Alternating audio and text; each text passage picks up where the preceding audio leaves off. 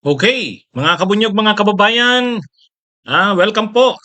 Anong masasabi nyo dito? Nagbigay ng 10 million pesos na reward money sa sino mang makakapagturo kung saan nasroroon si Kibuloy.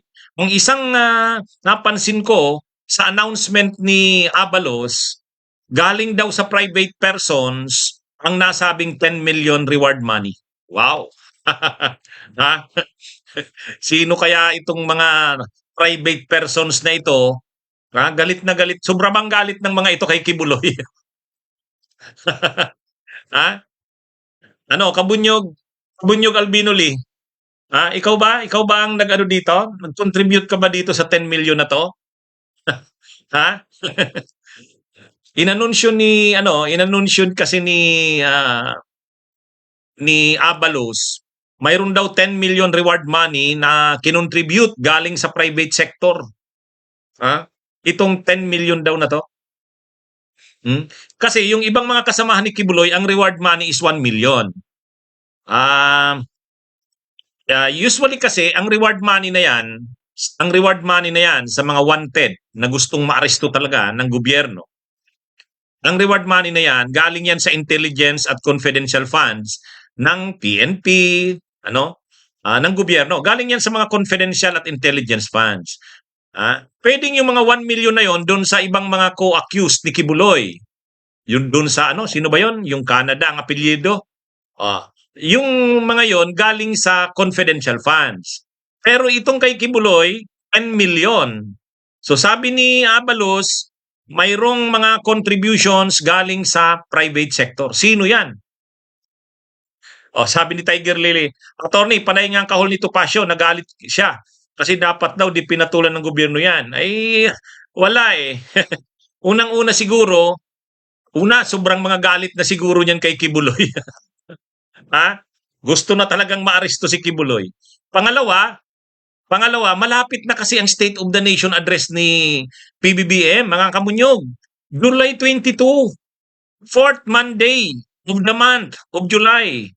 Yearly yan. Nagdi-deliver ng State of the Nation address ang President ng Pilipinas. So, kailangan dyan sa tatlong pangunahing wanted, si Bantag, si Kibuloy, at saka si Tebes, may isa man lang dyan na maaresto. Si Tebes mapabalik man lang sa Pilipinas, o kaya si Bantag maaresto na, o kaya si Kibuloy. Lalo na si Kibuloy. Kung aaresto si Kibuloy bago ang State of the Nation address, malaking accomplishment yan na mababanggit ng presidente. Kaya baka yung mga malalaking negosyante na galit din kay Kibuloy, gusto nilang may maipagmamalaki si Marcos Jr. na accomplishment bago ang kanyang State of the Nation address ay baka nag-contribute ng reward money para kay Kibuloy. Nagtulong-tulong na sila. Sobrang galit na siguro nito kay Kibuloy, Anyway, sige, panuorin natin mga kabunyog, mga kababayan. Panuorin natin.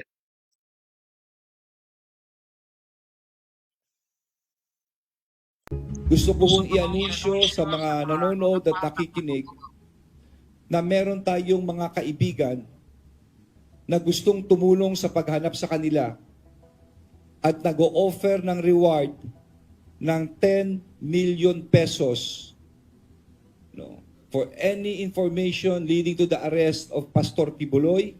Inihayag ni Interior and Local Government Secretary Benhur Abalos na may alok na ngayong 10 milyong pisong pabuya para sa impormasyong magresulta sa pag-aresto kay religious leader Apollo Kibuloy. May pabuya rin para sa impormasyon na makatutulong sa pagtunton sa iba pang mga akusado sa kaso. Si Pastor Kibuloy kasama si Crescente Canada, Pauline Canada, Ingrid Canada, Jacqueline Roy at Sylvia Semanes ay mga pugante. Sila ay pinag-ahanap ng mga otoridad dahil sila ay may warrant of arrest na in-issue ang isang korte. Nahaharap sina Kibuloy sa kasong child abuse and exploitation at qualified trafficking. Babala ng mga otoridad, maaaring maharap sa kaso ang sinumang magkakanlong sa mga pugante.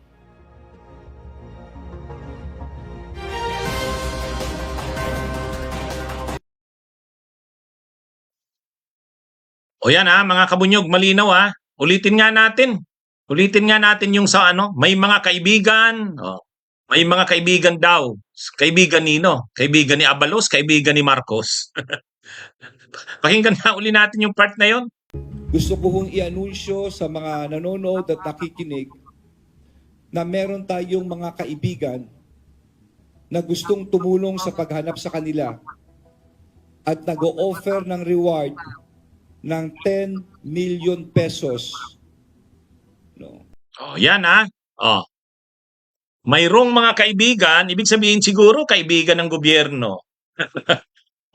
O kaibigan ni Abalos o kaibigan ni Marcos. Siyempre kasi masyado nang nasisira ang administrasyon ni Marcos dito sa hindi pagkakaaresto kay Kibuloy. Parang nagpapakita ito na walang naaaresto diyan sa mga yan. Yan pa naman yung ini-issue kay Marcos ng mga DDS na mahina sa peace and order issue itong si Marcos. Kaya kailangan maipagmalaki niya ito sa kanyang State of the Nation address.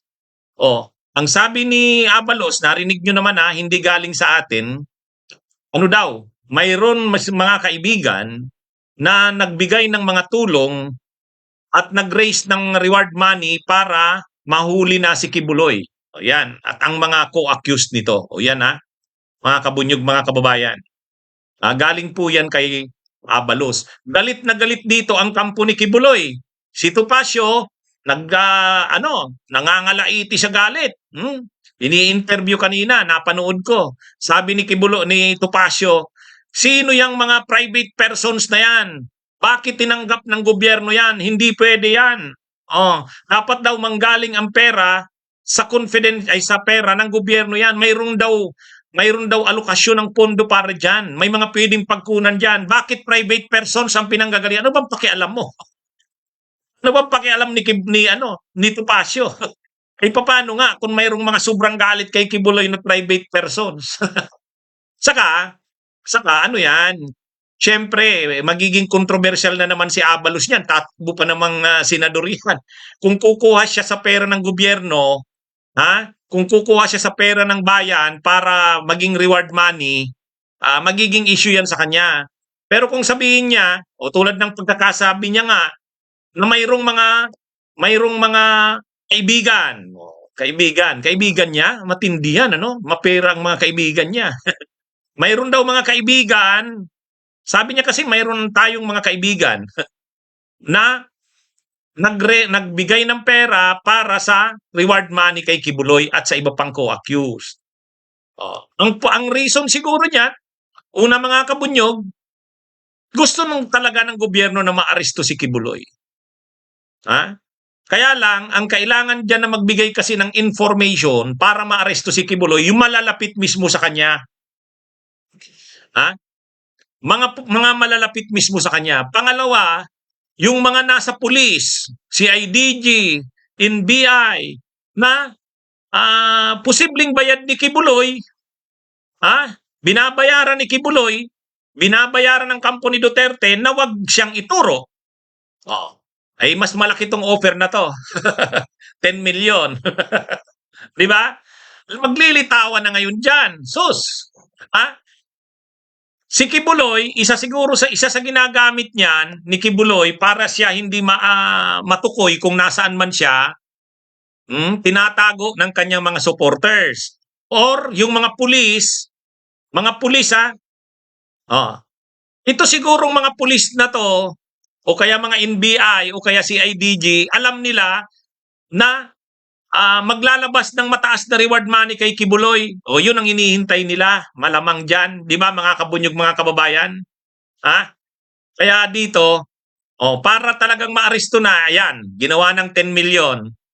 So yung mga malalapit kay Kibuloy na binabayaran ni Kibuloy ng pera, at yung mga nasa pulis din na binabayaran ni Kibuloy na nagbibigay sa kanya ng information kung i-raid na siya. Yan, ito mas malaki ngayon. Sige. Gumagalaw ang pera ni Kibuloy, gumagalaw na rin itong perang ito. Talagang yan, mga kabunyog. Pera-pera ang gumagalaw dito. Yung mga nagtatago kay Kibuloy, matitempt sila. Matitempt sila sa laki ng pera na yan, 10 million. Ganon din yung mga pulis. Yung mga pulis na alam na nila kung nasaan si Kibuloy, o kaya mga PNP, CIDG, NBI, alam na nila kung nasaan, pero alam nilang maglalabas ng mataas na reward. O yan, hinihintay nila. O, ito na yon. Ha? Kailangan nila siguro, gusto talaga ng gobyerno na mag-double ng effort para bago man lang mag-State of the Nation. O, pitsa ano na ngayon eh. Pitsa 8 na eh. Ilang araw na lang mag-State of the Nation address na si PBBM eh. Ha? O, ituro nyo na. Sabi ni Son Rox, magkakapera pa na kayo. Di ba? Ano yan mga kabunyog? Pera. Si Kibuloy kasi, pinapagalaw ang pera niyan. Pinapagalaw yan. Ha? May mga tao yan sa loob ng Davao City PNP o kaya kahit sa Davao Regional Force ng PNP, CIDG, may mga tao yan. Mini-maintain niya yan ng pera. Kaya nga 'di ba ang sabi, kaya hindi noon naaresto si Kibuloy dahil may nagpaabot. May nagpaabot.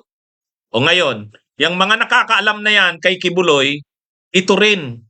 Ito na, magkaka-interest yan dyan sa reward money na yan, 10 million reward money. O ngayon, siguro, kinakabahan na ang kampo ni Kibuloy na malaki ang reward money na yan, malamang matutokso yung mga kahit yung mga nagtatago, nagsusupport kay Kibuloy na ituro kung nasaan siya. Kahit yung mga pulis na nagpuproteksyon sa kanya, natitempt ngayon, matutokso ngayon na ituro siya. Kaya galit na galit si Topacio. Sabi ni Topacio, bakit nyo tinatanggap yung 10 million na yan na reward money? Private persons yan. Ha? Yan mga kabunyog. O sige na. O, pera ang pinapagalaw ni Kibuloy, gumagalaw na rin ngayon ng pera. Kaya yung mga mahilig sa pera, talagang habol ay pera, pagkakapirahan, ang pagkakahuli kay Kibuloy, ito na. Naglalabasan na ang pera. Ha? Pressured din kasi ang gobyerno kasi nga wala yang sa tatlo na yan, Tebes, Bantang, Kibuloy, dapat may maaresto dyan bago ang State of the Nation address ni Marcos Jr. Kailangan niya ng accomplishment sa bagay na yan. Okay? Abangan natin mga kabunyog, ha? Abangan natin. Ha? Hindi ko kasi natapos yung interview kay Topacio kasi sabi ko magla-live na ako. Panuurin ko uli mga kabunyog, mga kababayan. Pero galit na galit si Topacio. Bakit daw tinanggap ng gobyerno yung private na contributions? Ay anong pakialam mo doon? Ha? Oo. Okay, sige mga kabunyog, mga kababayan. Magandang araw po sa inyong lahat. Ha? May kulanong salita na ang ibig sabihin dito ay ang pagkakaisa. Bunyog Party List. Halika na, Bunyog Party List ka na. Halika na, Bunyog Party List ka na. Sa susunod, ang atinang suportahan, Bunyog Party List, nagtataguyod ng katotohanan, lumalaban para sa bayan.